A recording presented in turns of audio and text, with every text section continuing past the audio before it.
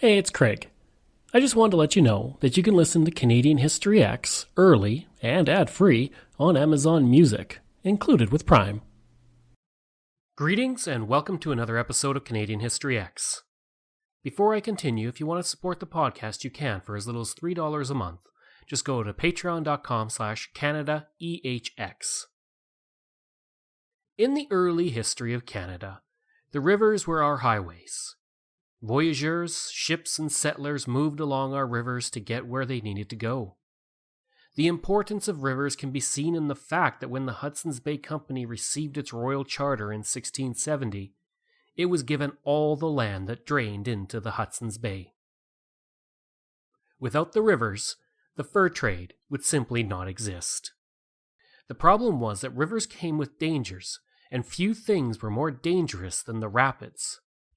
One place where this was especially true was the Lachine Rapids.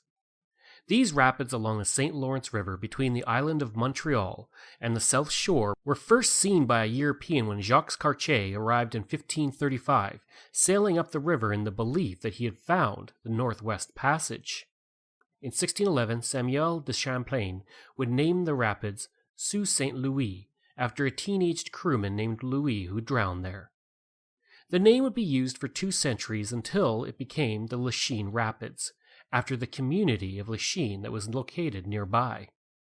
That community's name, whose name would lend itself to the future canal, came from the French term for China, Lachine, because of the original belief that the river was the Northwest Passage to China. As the area became settled by the French, on land granted by the King of France, attempts were made to build a canal to bypass the rapids as early as 1689, when the French colonial government and others began the effort. Parts of the canal were dug, but it did not get beyond that initial stage. Unfortunately, an attack on Lachine by the Iroquois during the Beaver Wars, something I covered in an earlier episode, put an end to the project.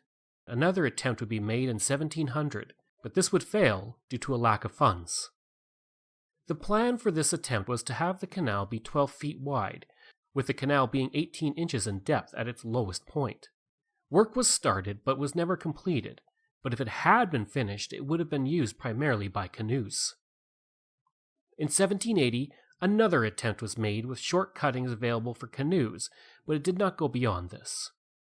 These first attempts, and the rest of attempts over the course of the 130 years, would end in failure.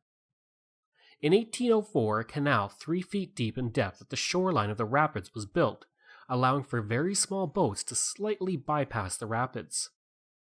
In 1805, £4,000, or £869,000 today, was put forward by the government to improve the Lachine Rapids by removing them as an obstacle to navigation. This attempt would prove futile as well. It would not be until a Scottish immigrant named John Redpath, who was part of a consortium that included John Richardson as chairman and Thomas Mackay, who was a contractor with Redpath, that a functional canal would be built. Funding would come from a variety of sources, including the recently formed Bank of Montreal for the project, and the consortium would begin working on the canal. I want to look at these men before we move forward. Now, John Redpath was born in 1796 in Scotland, the son of a farm worker and his second wife.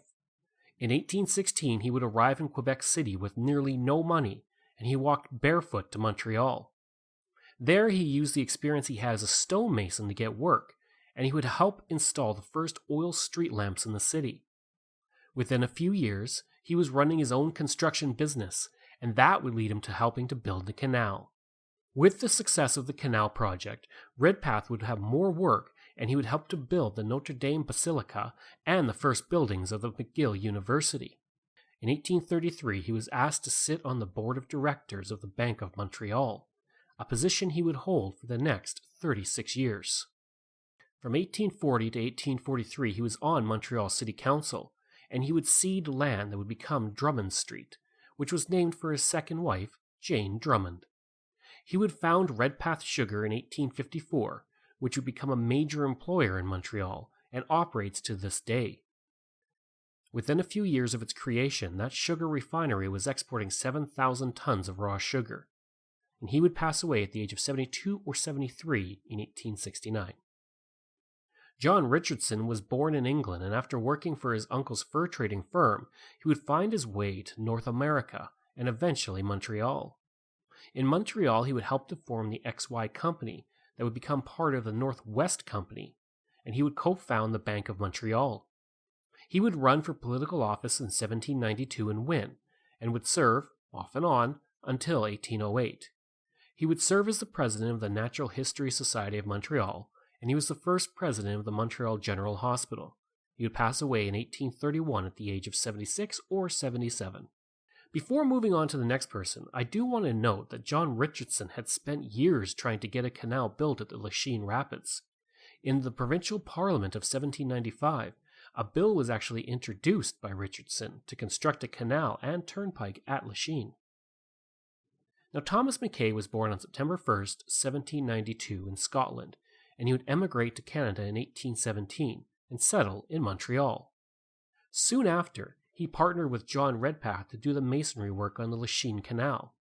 Following the canal, he would also help to build the Union Bridge and the Rideau Canal in Bytown, which would become Ottawa eventually.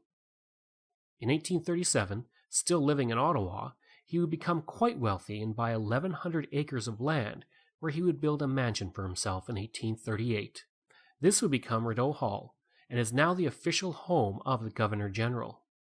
He would serve on City Council and be elected to the Legislative Assembly of Upper Canada, serving from 1834 to 1841. From 1841 to 1855, the year of his death, he was on the Legislative Council of the United Province of Canada. So, back to the canal, after a brief foray into the men who helped build it. Prior to the successful building of the canal, passengers and freight had to portage about 15 kilometers from the port of Montreal to Lachine so they could resume the trip by boat. Planning for the canal and the raising of funds began in 1815 when Sir George Prevost, the governor of Lower Canada, passed an act for work to begin, allocating $25,000 for the construction, or $2.2 million today.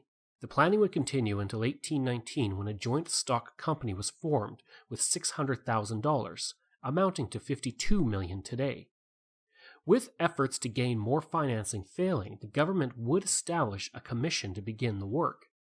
Roughly 500 workers, mostly Irish immigrants who would settle in the area near the canal over the years, began to get ready to work. On July 17, 1821, work began on the canal, with Thomas Burnett serving as the chief engineer and Richardson as the construction engineer.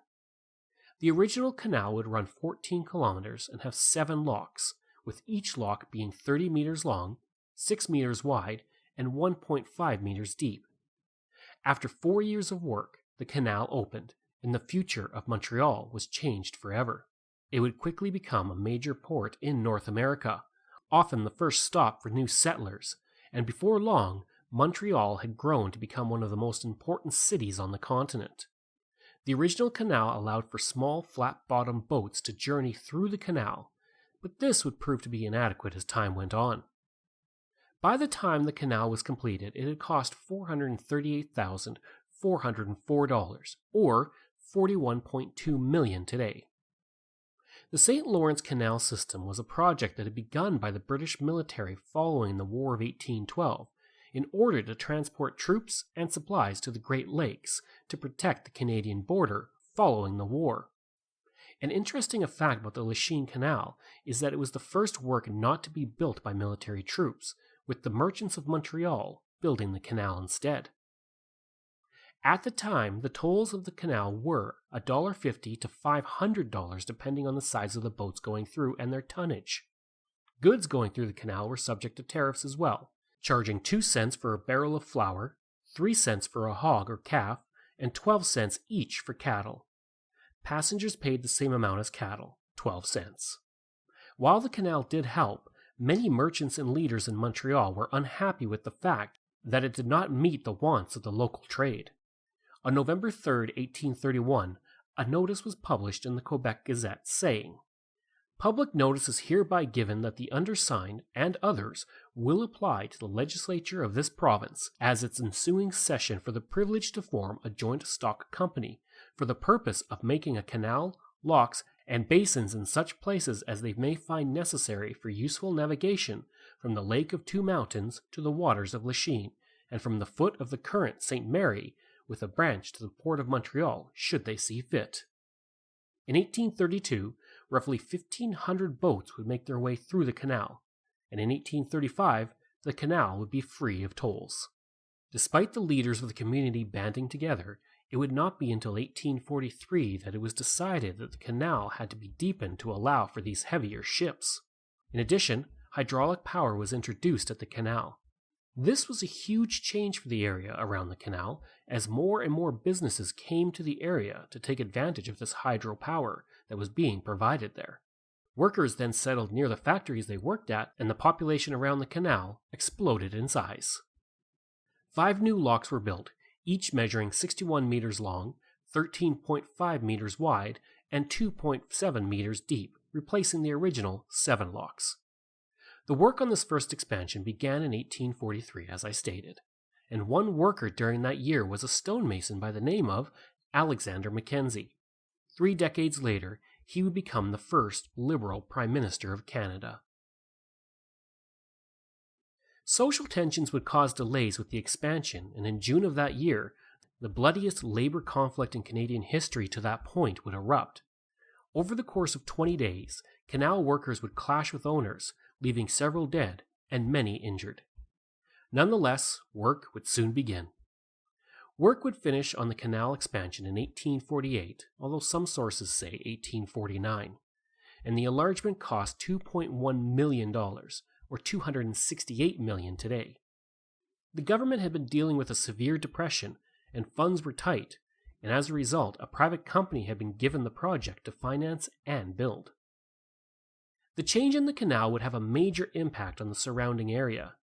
The canal was no longer just a means to bypass the rapids. It now allowed the Lachine Canal area to become a major industrial region for the city. With the deepening of the canal, the Upper St. Lawrence was also opened up to more navigation, and the trade industry in Montreal increased heavily. With the canal growing in use, many communities popped up around it, including Griffintown, as working-class immigrants flooded into the city for work. Thanks to this change in the canal, the population of the city grew from 18,767 people in 1821, the year the first canal work was started, to 40,356 in 1841, and by the end of the century, the population was 325,000. In 1847, work also began on the Montreal and Lachine Railroad, which was built to deal with the increased industrial development in the area. In 1863, a second enlargement of the canal began, with work continuing until about 1884, when the locks were lengthened to 82 meters and deepened to 43 meters. The enlargement would cost $6.5 million, or $755 million today. Between 1840 and 1950, the canal would see 600 industrial firms established around it, which employed 25% of the people in the city. From 1880 to 1940, the canal was at its height in use. In 1929 alone, 15,000 ships used the canal on an annual basis. The canal also provided electricity to early Montreal. In 1903, the Lachine Rapids Hydraulic and Land Company provided 12,000 electric horsepower for use in Montreal. The canal was a major part of Montreal's industry and trade network for nearly 150 years, and was operated heavily until 1950, when the expanding industrial industries in the area meant that the canal could no longer handle the increase in vessel size. By the second half of the 20th century, things began to change for the canal. The St. Lawrence Seaway was opened in 1959, and the canal would close to shipping in 1970. I'm going to go to a clip of that seaway opening, which spelled the death of the canal as a shipping route.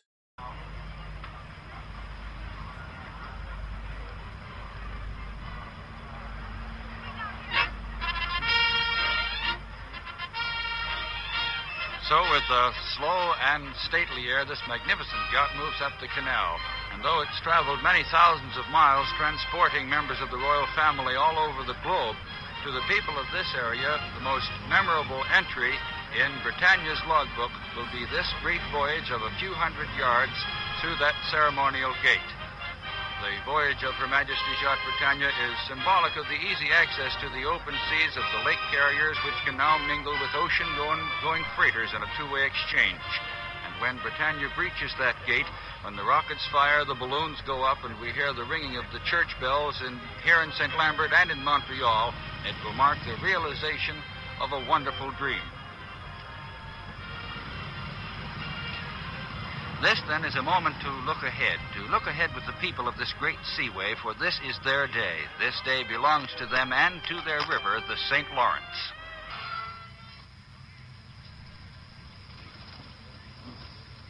And here now, on this June day, across the river from Montreal, where the wide canal leads to St. Lambert Loch, the people of the seaway and the cities and towns along its banks wait for a brief moment in time to come and go.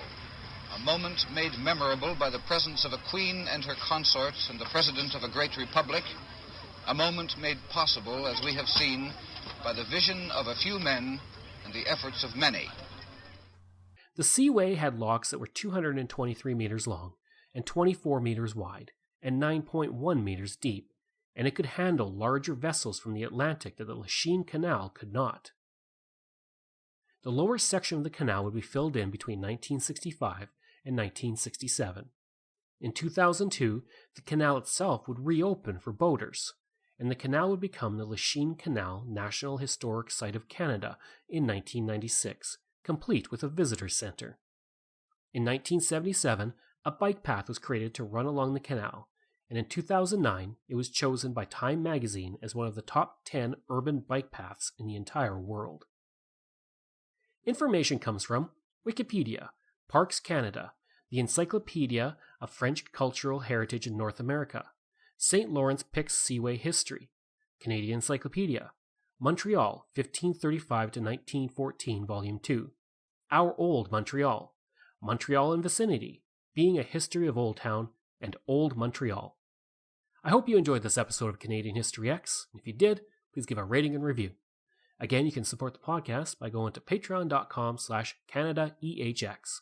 You can email me any questions you have at craig@canadax.com, and you can find hundreds of articles on Canada's history on my website at canadax.com.